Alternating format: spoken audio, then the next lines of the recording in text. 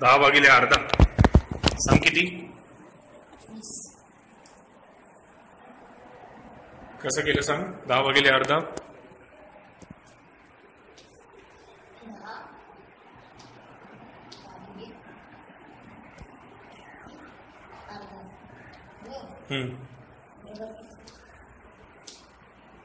Okay. 10 भागिले अर्धा म्हणजे काय की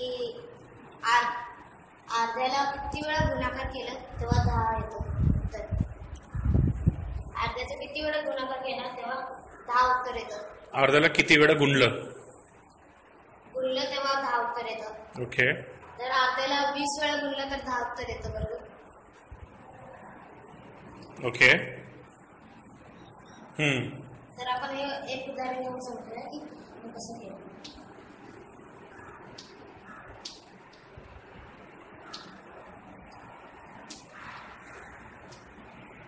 याचा अर्थ काय की 10 भागिले 2. 10 भागिले 2 म्हणजे काय की 2 ला दोनने कितीला गुणल्यास 10 उत्तर येतं. 2 गुणिले 5 बरोबर 10. तर आपण जेव्हा भागाकार करतो तेव्हा भागाकारला गुणाकार रूपात मांडतो. तसंच या प्रश्नाला सुद्धा आपण गुणाकार रूपात मांडलं असं.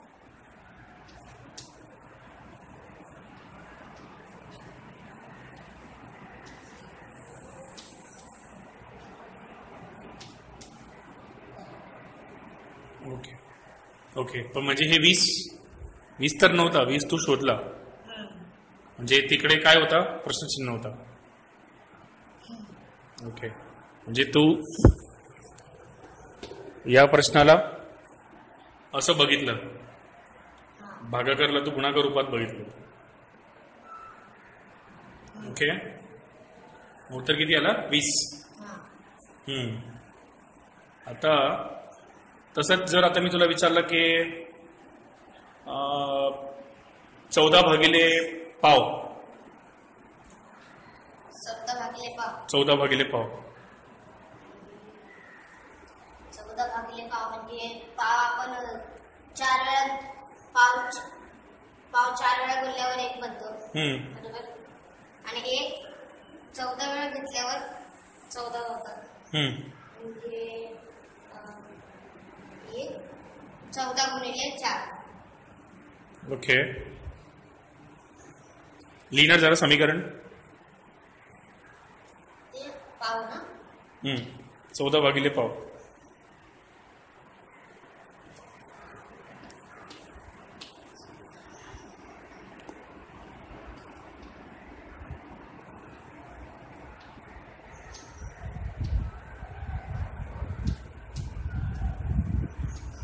हम्म 14 भागिले पाव म्हणजे काय पावला किती वेळा गुणल्यावर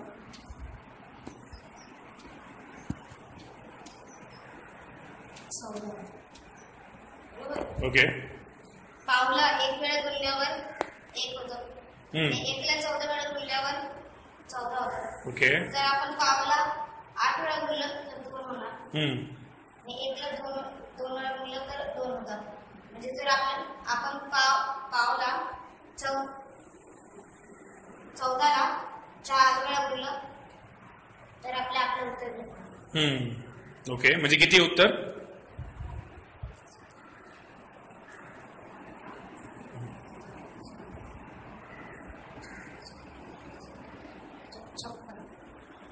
56.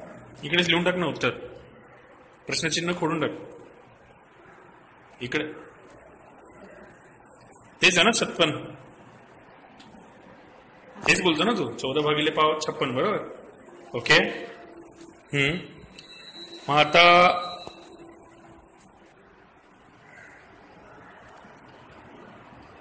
6 भागिले पाऊण 6 भागिले पाऊण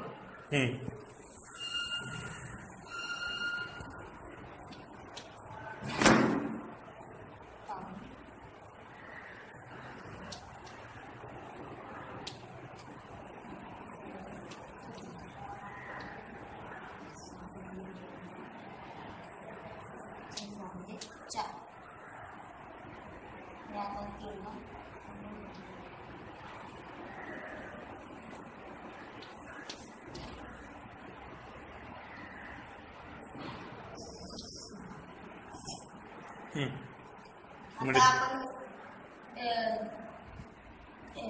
पाऊंडला जर आपण 4 वेळा गुणलं तर किती पाव होतात?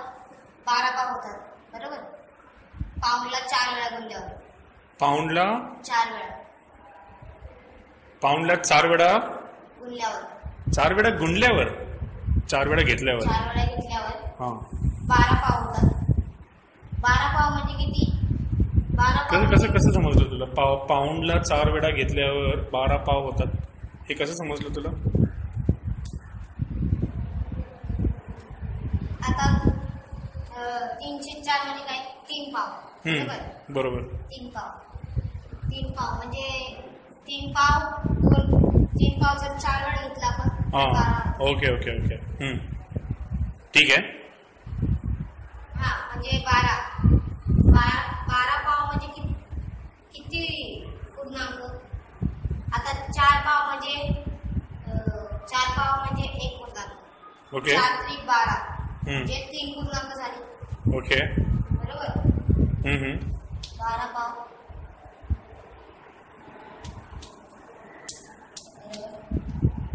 3 पूर्णांक, बरोबर? ओके तर आपण जर 12 पाव म्हणजे 3 पूर्णांक तर 24 पाव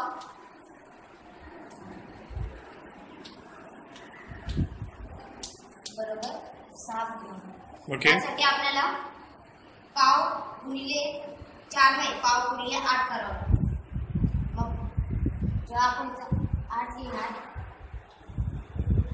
पाव गुणिले 8 किती? 24 पाव. 24 पाव बरोबर 6 पूर्णांक. नाही 8 कसं आला मला नाही समजलं. मलाही समजलं 24 पाव बरोबर 6 हे समजलं, हे 8 कसं आला? आता आपण पावला 4 वेळा घेतल्यावर 12 पाव होतात, बरोबर? बरोबर. पण तेच पाव जर आपण 8 वेळा घेतलं तर 24 होणार. तेच आता पाऊला किती? 4 वेळा घेतल्यावर 12 होतात. ओके म्हणजे हे 12 पाव म्हणजेच पाऊल 4 वेळा 4 पाऊंड असं बोलू शकतो. आणि 24 पाव म्हणजे 8 पाऊल. ओके हे 4 पाऊंड आहेत. ओके मग इकडे जरा 4 पाऊंड लिही, म्हणजे 4 पाऊंड म्हणजेच 12 पाव, बरोबर? 4 पाऊंड बरोबर बरोबर. 4 पाऊंड म्हणजेच 12 पाव.